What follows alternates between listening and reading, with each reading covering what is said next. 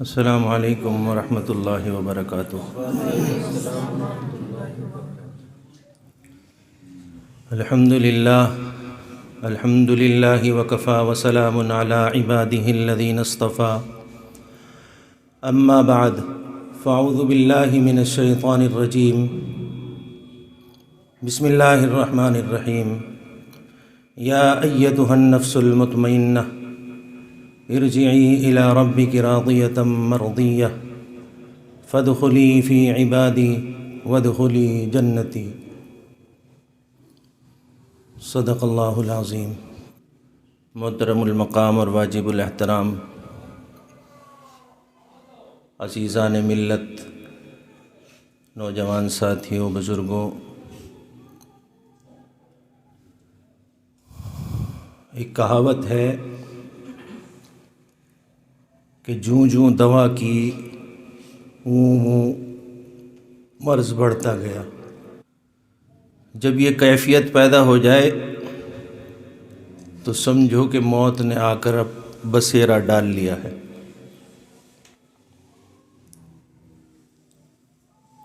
جب دوائی کام کرنا بند کر دے، حکیموں کی اسکیم کام کرنا بند کر دیں، ڈاکٹروں کے تمام آلات، تمام مشینیں کام کرنا بند کر دیں، تو اب اس سے ظاہر یہ ہوتا ہے کہ بس اب جانے کا وقت قریب ہے۔ تو یوں ہی کسی نے کہا ہے کہ جوں جوں دوا کی مرض بڑھتا گیا۔ گزشتہ سال 2020 جس کیفیت اور جس نوعیت کے ساتھ گزرا، سب اس سے باخبر ہیں۔ یہاں پر دکھلائی ہے کہ موت کتنی قریب ہے، اور جیسے ہی اس کی اطلاع ملی کہ یہ مرض ہمارے ملک میں آ رہا ہے یا آ گیا ہے، بہت سارے لوگ ایسے تھے کہ جنہوں نے مسجد کے دروازے کی طرف قدم بڑھائے تھے۔ شروعاتی دور میں، اور غالباً 3 فلور ہمارے مسجد کے 2 دن یا 2.5 دن کے قریب نمازیوں سے پر ہوئے تھے۔ جیسے ہی یہ اطلاع ملی تھی کہ ہمارے یہاں ایک ایسی بیماری آ رہی ہے کہ جس میں بچنا مشکل ہے، لیکن یہ دیکھیے کہ اللہ تبارک و تعالی کہ کس طریقے سے جب وہ لوگ نماز پڑھنے کے لیے آئے، گویا کہ وہ پہلے بھی یہیں رہتے ہوں گے، اور فوراً ہی مسجد کے اللہ نے دروازے بند کرا دیے، اور کئی روز تک مسلسل پوچھنے آتے رہے کہ نماز پڑھنی ہے، نماز پڑھنی ہے، لیکن اللہ کو اب یہ منظور ہی نہیں رہا کہ آپ مسجد میں آئیں۔ مسجد کے دروازوں میں تالے لگوا چکے تھے اللہ۔ بعض لوگوں نے کہا کہ جی کمال کی بات ہے کہ مسجد میں تالے لگ گئے، لیکن اللہ بہتر جانتے ہیں، اللہ کی پلاننگ صرف اللہ ہی جانتے ہیں۔ تو وہ جو نئے آئے تھے وہ شاید نماز کے لیے نہیں آئے تھے، بلکہ موت کی ڈر کی وجہ سے آئے تھے کہ کوئی ایسی بیماری آ رہی ہے کہ جس سے بچنا مشکل ہے، چلو اللہ کو خوش کر آتے ہیں، مسجد میں چلتے ہیں۔ کئی مہینے تک مسلسل مسجد بند رہی، اور اس بند ہونے کا نتیجہ کہ جو نئے نمازی تھے وہ بھی چلے گئے۔ جو الحمدللہ مستقل کے نمازی تھے یا ہیں، انہوں نے تو پابندی اپنے گھر میں بھی کی ہیں، اور مسجد کھلتے ہی وہ مسجدوں میں بھی آئے ہیں۔ تو اس سے یہ پتہ چلا کہ جب ایک چھوٹی سی چیز، میں نے گزشتہ ہفتے یا اس سے پہلے ہفتے کہا تھا کہ اللہ کی ایک سنت ہے کہ اللہ تعالیٰ جب کسی قوم کو یا کسی انسان کو تباہ کرتے ہیں، جتنا بڑا وہ ظالم ہوتا ہے اتنی ہی چھوٹی چیز میں اس کو تکلیف میں مبتلا کرتے ہیں۔ انسان کے لیے وہ چھوٹی ہوتی ہے، قوم کے لیے وہ چھوٹی ہوتی ہے، ملکوں کے اعتبار سے وہ چھوٹی ہوتی ہے، لیکن اس کا عذاب بہت بڑا ہوتا ہے۔ اس وائرس کا اگر سائز دیکھیں تو پیمائش سے باہر ہے، دوربین سے دکھتا نہیں ہے، لیکن خوف کس قدر کا کہ پوری دنیا میں ہاہاکار مچ گیا، ساری مشینریاں فیل، سارے ڈاکٹرز فیل، اور آج بھی تقریباً 1 سال سے زائد عرصہ گزر چکا ہے۔ جو اپنے آپ کو ترقی یافتہ کہنے والے لوگ تھے، آسمانوں میں فلائنگ کرنے والے تھے، وہ بھی عاجز اور بے بس نظر آتے ہیں۔ تو یہ منظر کتنا بھیانک اور کتنا خطرناک ہوگا جب سور پھونکا جائے گا کہ کوئی کسی کے کام نہیں آئے گا۔ اس منظر کو آپ اس منظر سے اگر تلنا کریں کہ وہ موتوں کا عالم کیا ہوگا جب اس بیماری نے دستک دی اور لوگوں کے اندر یہ بیماری سرایت کر گئی۔ بات عیاں نہیں ہے کہ ایک ایک مریض جب ہاسپٹل میں گیا، آپ نے سنا ہوگا اور دیکھا بھی ہوگا کہ اتنی تعداد میں اموات ہوئی کہ اگر کوئی بچ کر آیا تو اس نے بتایا کہ میرے دائیں طرف بھی ایک صبح میں مرا تھا، ایک ظہر میں مرا تھا، ایک مغرب میں مرا تھا، بائیں طرف بھی میں نے دیکھا کہ صبح سے شام تک کئی لوگوں نے دم توڑے ہیں۔ اور اتنی تعداد ہوئی، اتنی اموات ہوئی کہ یہ بھی نہ ہو سکا کہ کس کا جنازہ کس کے گھر چلا گیا، کوئی کسی کو دفنا رہا ہے، کوئی کسی کو دفنا رہا ہے۔ اور یہاں تک ہو چلا کہ ایک مسلمان کو پھونک دیا گیا اور ایک غیر مسلم کو دفنا دیا گیا۔ تو اتنی بھیاوہ یہ ایک چھوٹی سی نشانی ہے۔ اللہ نے اس قیامت کے منظر کو بیان کر کر، اللہ کی مصلحت نے یہ چیز ان لوگوں کے لیے ہے کہ جو عبرت پکڑتے ہیں، اللہ کی نشانیوں میں سے ڈھونڈتے ہیں کہ اللہ نے یہ کیوں دی ہے، اللہ نے یہ آفت کیوں نازل کی ہے، اللہ نے یہ عذاب بھیجا کیوں ہے، اس کی کوئی تو وجہ ہوگی۔ کیونکہ اللہ انسانوں کے اوپر رحم کرنے والے ہیں، ظلم کرنے والے نہیں ہیں۔ لیکن جب انسان زمین کے اوپر ظلم کرتا ہے اور اس کا ظلم اس قدر بڑھ جاتا ہے کہ زمین پر رہنے والے انسان ہوں یا جانور، مومن ہوں یا کافر، جب سب کے پیمانے لبریز ہو جاتے ہیں تو اللہ رب العزت والجلال کو پھر جوش آتا ہے، پھر اللہ تبارک و تعالی اس کی ایک شکل کوئی نہ کوئی متعین کر کر بھیج دیتے ہیں۔ لیکن صرف یہ ان لوگوں کے لیے ہوتا ہے جو عقل مند ہیں، جو عقل رکھنے والے ہیں۔ عقل رکھنے والے کون ہیں؟ اس کو قرآن کہتا ہے کہ مومنین، کلمہ پڑھنے والا عقل مند ہے، اور اگر کلمہ پڑھنے کے بعد بھی اللہ عقل چھین لے تو پھر اس کو بھی شاید سمجھ میں نہیں آتا، اس کو یا تو وہ کسی اور چیز سے تصور کرتا ہے یا کہیں نہ کہیں وہ ان سب چیزوں کو جھٹلا کر ہنستا کھلکھلاتا پھر اسی طریقے سے رہنا شروع ہو جاتا ہے۔ ہمارے بیچ میں نہ جانے کتنے لوگ پچھلے سال موجود تھے جو اس بیماری میں مبتلا ہونے کے بعد چلے گئے، اور نہ جانے کتنے لوگ ایسے ہوں گے کہ جنہوں نے نہ تو تیاری کی اور نہ اللہ نے ان کو موقع دیا تیاری کرنے کا۔ حضرت عباس رضی اللہ تعالی عنہ رسول اکرم صلی اللہ علیہ وسلم کے چچا ہیں۔ ایک مرتبہ اللہ کے رسول صلی اللہ علیہ وسلم نے کہا کہ اے عباس، اے میرے چچا، کیا میں تمہیں ایسی چیز نہ بتلاؤں کہ جس سے اللہ تبارک و تعالی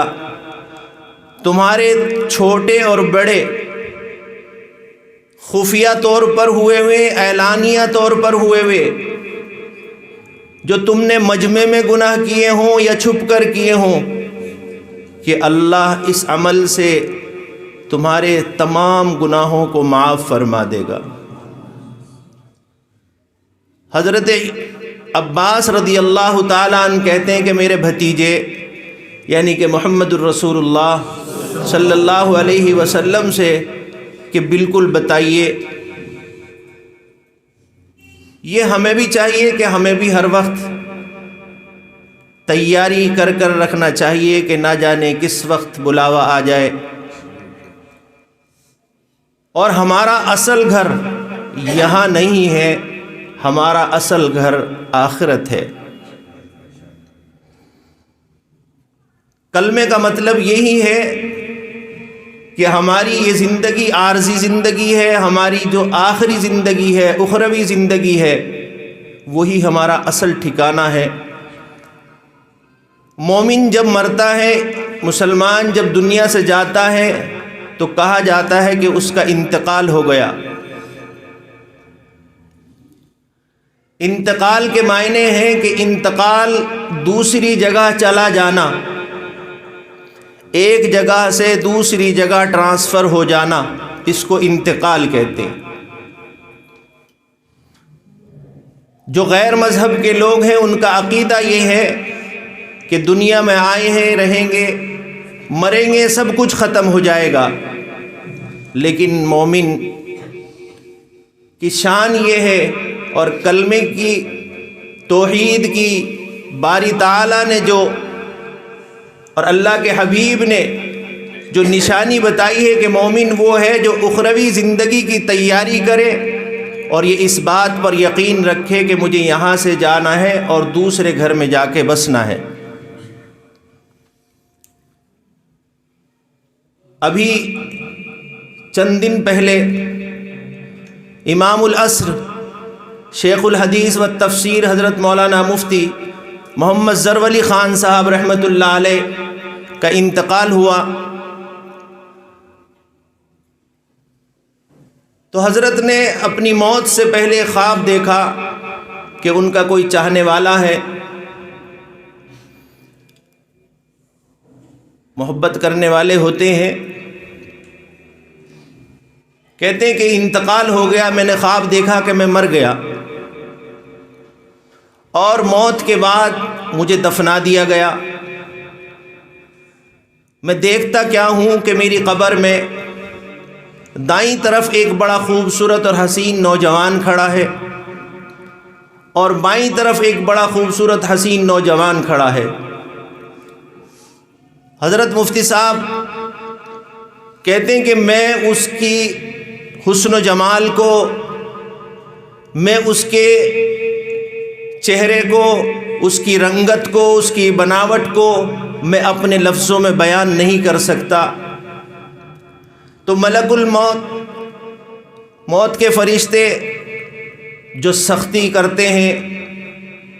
یہ ان لوگوں پر ہوتی ہے جو اللہ کے نافرمان ہوتے ہیں، ورنہ تو اللہ نے اپنے دوستوں کے لیے تو بڑا کھلے الفاظ میں میسیج دیا، جو میں نے شروعات میں آیت پڑھی تھی کہ یا ایتھا النفس المطمئنہ، اے میرے دوست، اے مجھے چاہنے والے، مجھ سے پیار کرنے والے، تو اب فکر نہ کر، جیسے تو نے زندگی میں میرے احکامات پر عمل کیا تھا، اب تو میرے پاس آ گیا ہے، بالکل بے فکر رہے۔ تو حضرت مفتی صاحب رحمۃ اللہ علیہ کہتے ہیں کہ جب حساب و کتاب کے فرشتے میرے پاس آئے، جیسے ہی وہ آگے بڑھے، فوراً دائیں طرف کا فرشتہ بولا کہ اس سے کچھ پوچھنے کی ضرورت نہیں ہے۔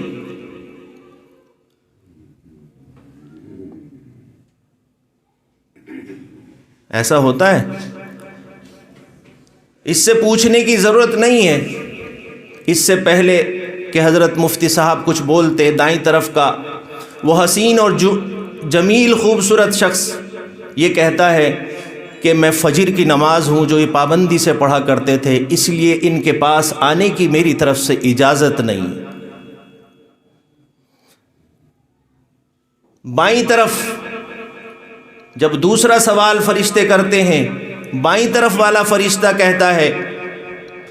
کہ یہاں آنے کی ضرورت نہیں ہے،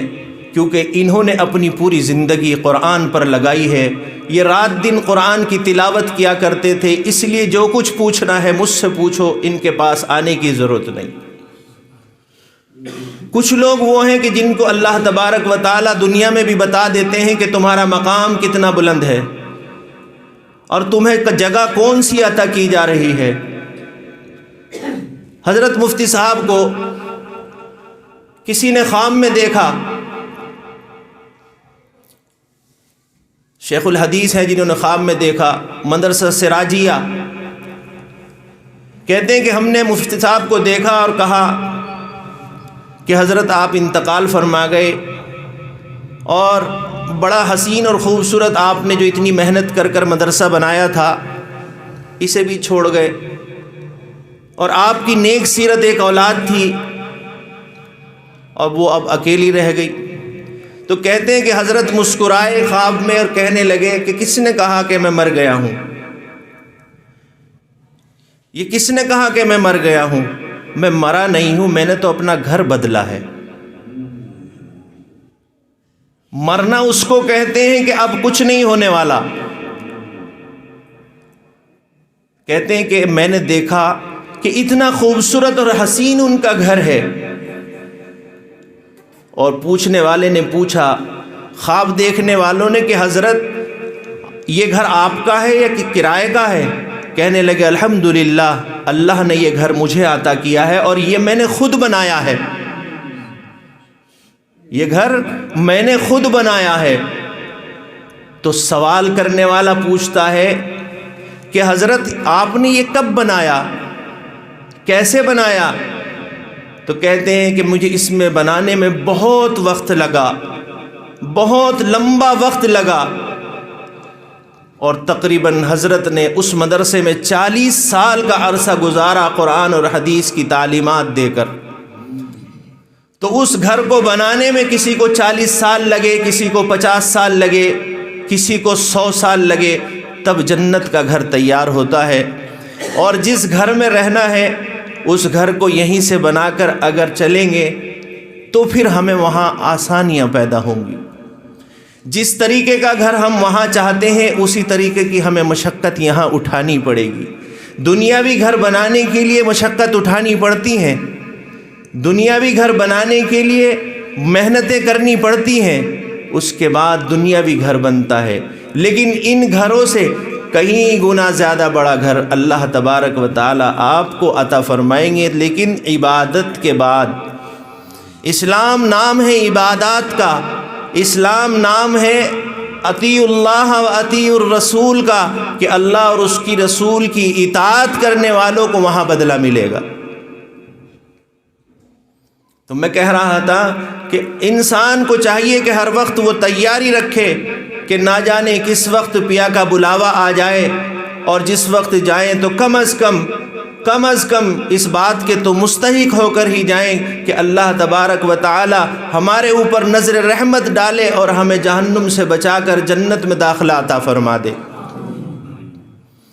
تو حضرت ابن عباس رضی اللہ تعالی عنہ سے رسول اللہ صلی اللہ علیہ وسلم نے فرمایا کہ اے میرے چچا، میں تجھے ایک ایسا عمل بتاؤں کہ اگر تم اس عمل کو کرو گے اللہ تبارک و تعالیٰ تمہارے چھوٹے بڑے خفیہ گناہ، اعلانیہ گناہ سارے کے سارے معاف فرما دے گا۔ چچا نے کہا جی بتائیے۔ اللہ کے رسول صلی اللہ علیہ وسلم نے فرمایا کہ جو شخص یہ چاہتا ہو کہ اللہ میرے تمام گناہوں پر پردہ ڈال دے اور مجھے معاف کر دے، اس کو چاہیے کہ وہ صلاۃ التسبیح پڑھا کرے، صلاۃ التسبیح پڑھا کرے۔ اب یہاں یہ وقت تو نہیں ہے کہ صلاۃ التسبیح سمجھائی جائے گی، اب جس کو رغبت ہوگی وہ معلوم کر لے گا، بتا دی جائے گی، یا جس کے پاس میں کوئی جاننے والا ہوگا وہاں سے معلوم کر لے۔ بلکہ اس عمل کے بارے میں حدیث شریف میں یوں آتا ہے کہ ہونا تو چاہیے کہ روزانہ پڑھے، اور اگر روز نہیں پڑھ سکتا تو ہفتے میں ایک مرتبہ کم از کم پڑھے، اگر ہفتے میں بھی وقت نہیں تو مہینے میں ایک مرتبہ پڑھے، اور اگر مہینے میں نہیں پڑھ سکتا تو سال میں ایک مرتبہ کم از کم پڑھے، اور سال میں بھی اگر نہیں پڑھ سکتا تو پوری زندگی میں کم از کم ایک مرتبہ پڑھے۔ لیکن اگر روزانہ پڑھی جائے گی، اور اگر کوئی نہ کوئی دن تو ہمارا جانے کا متعین ہے ہی، تو جس دن صلاۃ التسبیح پڑھ رکھی ہوگی اس سے پہلے کہ اللہ تبارک و تعالی تمام گناہوں کو معاف فرما دیتے ہیں اور اعلان کر دیتے ہیں کہ یہ شخص جنتی ہے، تو ظاہر سی بات ہے کہ جس دن پڑھی ہوگی اور اگر اسی دن ہمارا جانا ہوا تو ہم بے باک ہو کر جائیں گے، گناہ ہمارے ختم ہو چکے ہوں گے۔ تو کتنا سستا سودا ہے، لمبی محنتیں کرنے کی ضرورت نہیں۔ بعض احادیث میں، بعض اعمال میں ہمارے اکابرین علماء لکھتے ہیں کہ اللہ تبارک و تعالی صغیرہ گناہوں کو معاف فرماتے ہیں، کبیرہ کو نہیں۔ لیکن قربان جائیے آقا مدنی صلی اللہ علیہ وسلم پر کہ فرمایا کہ کبیرہ و جلیہ و صغیرہ، کہ چھوٹے ہوں یا بڑے ہوں، اعلانیہ ہوں یا خفیہ ہوں، اللہ تبارک و تعالی سارے کے سارے معاف فرما دیتے ہیں۔ اور صلاۃ التسبیح پڑھنے میں تقریباً 20 سے 25 منٹ کا وقت خرچ ہوتا ہے۔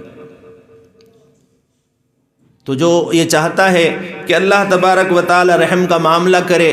گناہوں کو معافی کا اعلان کرانا ہو، تو اس کو چاہیے کہ وہ صلاۃ التسبیح کا اہتمام کرے، روزانہ پڑھے، ہفتے میں پڑھے۔ پہلے لوگوں میں شوق تھا کہ جمعے کے دن پڑھ لیا کرتے تھے، جمعے کے دن سویرے آتے تھے تو صلاۃ التسبیح پڑھتے تھے،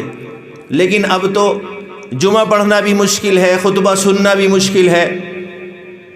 خطبے کے بعد لوگوں کو آنے کا مزاج بن چکا، نماز کھڑی ہوتی ہے اس وقت مسجد میں آتے ہیں۔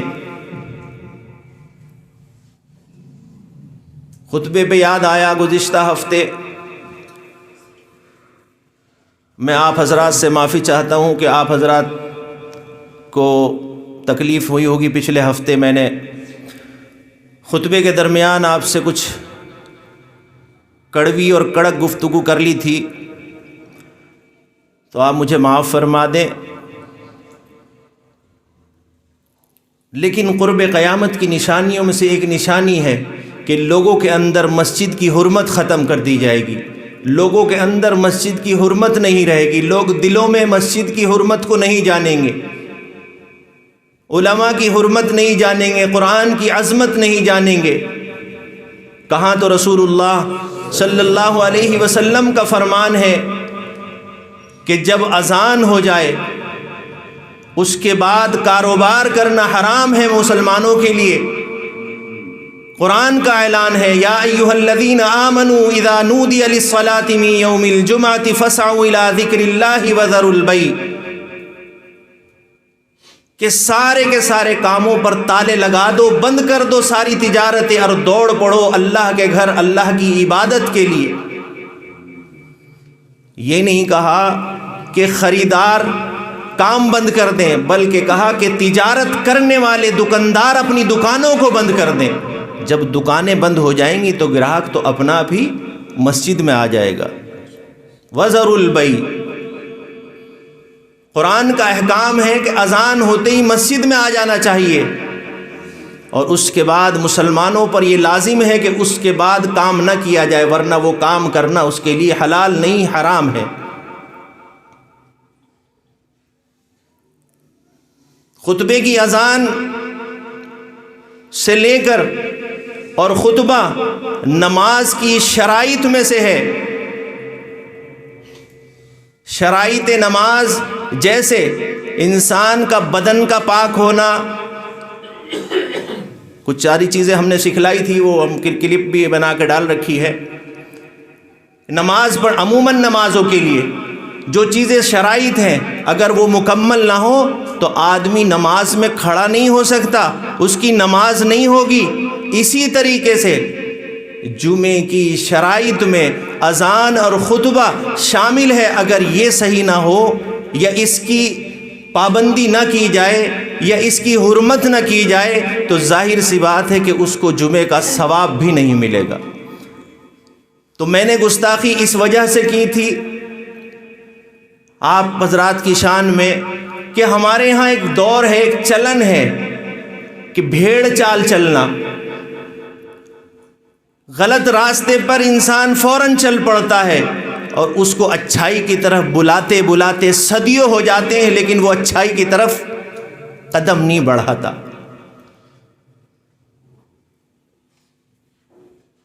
اگر میں پچھلے ہفتے آپ کو منع نہ کرتا، خطبے کے دوران آپ نے جو کھلبلی مچائی تھی اس فلور پہ، تو یقیناً آپ نے نماز تو پڑھی تھی فرسٹ فلور پہ، نماز تو پڑھی تھی آپ نے امام کے بالکل پیچھے، آپ آئے تو تھے 12 بجے 12:15 بجے، لیکن آپ کو جمعے کا ثواب نہیں ملتا۔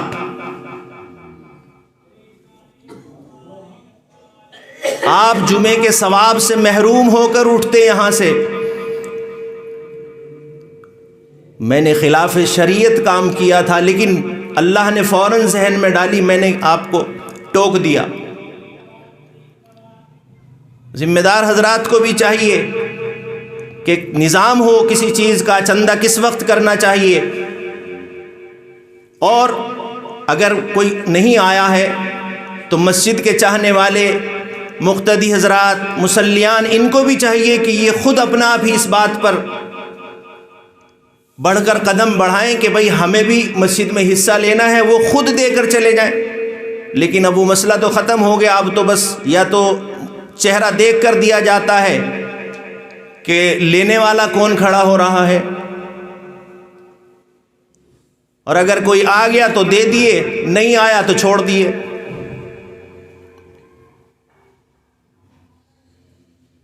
تو برابر اس سے پہلے بھی آپ لوگوں کے کانوں میں یہ آواز پہنچی ہوگی کہ خطبے کے درمیان اذان کے بعد اشارہ کرنا کی بھی اجازت نہیں ہے شریعت میں۔ آدمی کسی کو یوں کہہ دے کہ آپ خاموش ہو جائے، اس کی بھی اجازت نہیں ہے، اور بلکہ اللہ کے رسول نے لعنت فرمائی ہے کہ جب صفیں بندھی ہوں اور امام کھڑا ہو گیا ہو خطبے کے لیے اور کوئی شخص اگر پیچھے سے پھلانگ کر آئے، اگلی صف میں، دوسری صف میں، تیسری صف میں، اللہ کے حبیب نے فرمایا کہ لعنت ہو اس شخص پر جو جمعے کے دن اس طریقے سے صفوں کو منتشر کر کر اور صفوں کو پھلانگ کر آگے آ کر جگہ بناتا ہو۔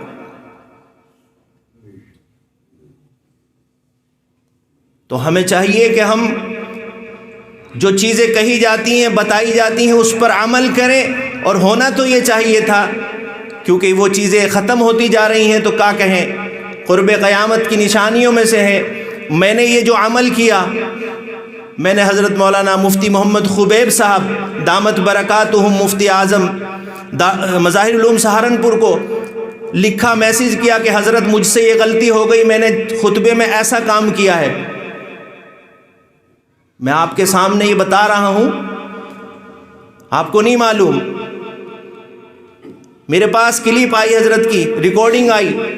کہنے لگے کہ کیا بتائیں، یہ قرب قیامت کی نشانیاں ہیں کہ آج علماء جو کہتے ہیں ان کی باتوں پر توجہ نہیں دی جاتی. اور کتنا گھنونا کام ہے کہ خطبے کے درمیان، اور یہ جو ہم اردو میں بول رہے ہیں یہ بھی خطبہ ہے. اللہ کے رسول صلی اللہ علیہ وسلم کے دور میں بیان الگ نہیں تھا، کیونکہ عربی زبان تھی، عرب لوگ تھے، تو اس وجہ سے وہی خطبہ اور وہی تقریر تھی. اور آج بھی حرم شریف کے اندر یا ملک عرب کے اندر وہی دستور ہے کہ وہی خطبہ ہوتا ہے، وہی بیان ہوتا ہے. تو ہونا تو یہ چاہیے کہ اگر ہم سے کوئی غلطی ہو رہی ہے تو دوسرے آدمی کو چاہیے وہ خود ٹوک دے. لیکن پتہ چلا کہ ایک غلطی کر رہا ہے، سارے کے سارے اس کے پیچھے چل دیتے ہیں. نا سمجھی کہیں، لا علمی کہیں، یا ذہنوں کے اندر انتشار پیدا ہو گیا ہے کہ ماننی نہیں ہے، تو پھر تو کچھ بھی نہیں ہو سکتا. تو اللہ تبارک و تعالی مجھے اور آپ کو عمل کی توفیق مرحمت فرمائے. دعوانا ان الحمدللہ رب العالمین.